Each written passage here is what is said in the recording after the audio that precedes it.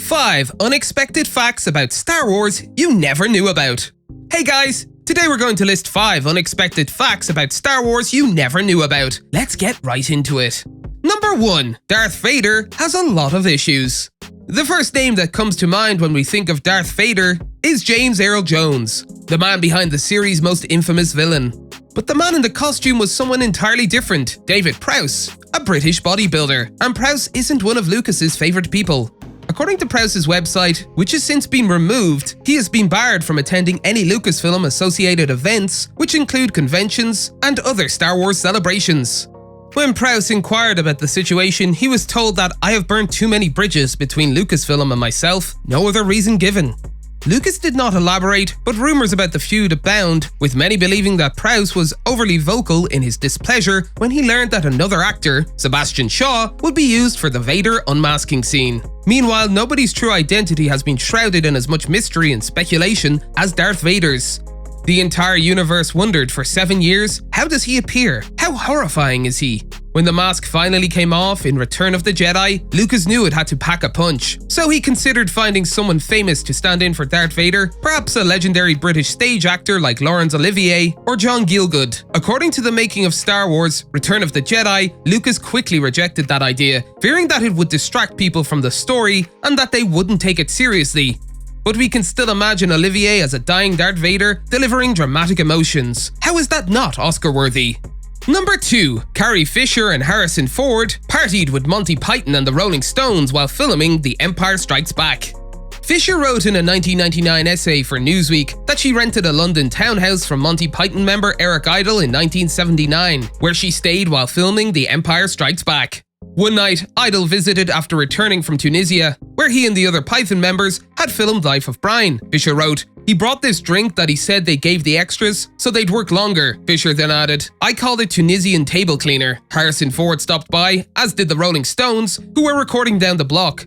Fisher explained, "We had a really early call the following morning, but you have to measure the fun." Fisher then added, "Rolling Stones are early call, and we decided on both." Ford and Fisher arrived for the morning shoot without any sleep after partying all night with the Stones. The day's first scene? The meeting with Lando in Cloud City. It was their first encounter with Billy D. Williams. And as you can see in the film, both Han and Leia are beaming. Who wouldn't want an all-nighter with the Stones?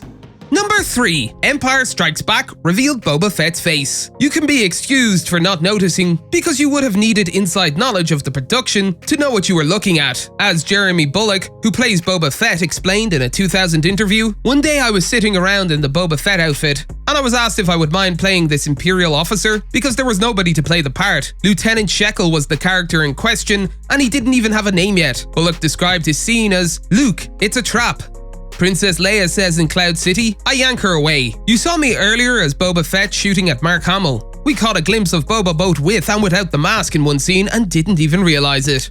Number 4. Yoda was almost Buffy and a monkey. Most Star Wars fans are already aware that Yoda's full name, at least in the original script, was Minch Yoda, before being shortened to something easier to say. But here's an interesting fact that may surprise you. Yoda's original name was, wait for it, Buffy, in the very early stages of The Empire Strikes Back. Yes, Buffy, the name we associate with awesome teen vampire slayers.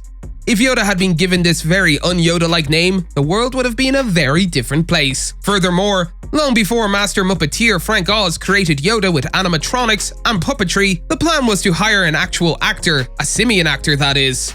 They planned to dress up a real monkey in a Yoda costume and mask, according to the making of Star Wars Empire Strikes Back. There are pictures of the monkey in training as well, as a strangely hideous Yoda mask prototype. Fortunately, a crew member who had previously worked on 2001 A Space Odyssey pointed out that the apes used in that film's opening were a major headache, which convinced Empire's filmmakers to fire their Yoda monkey.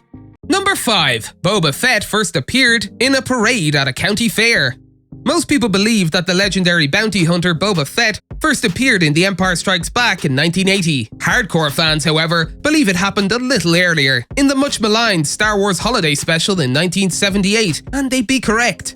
His background is a little more complicated. Boba Fett was first seen by the public on September 24th, 1978, during the San Anselmo County Fair Parade in California. The townspeople were only fortunate enough to get an early look at what would become one of Star Wars' most beloved villains because they shared a zip code with 52 Parkway, Lucasfilm's original headquarters. The That's all for today, and we'll be sure to catch you all in the next one.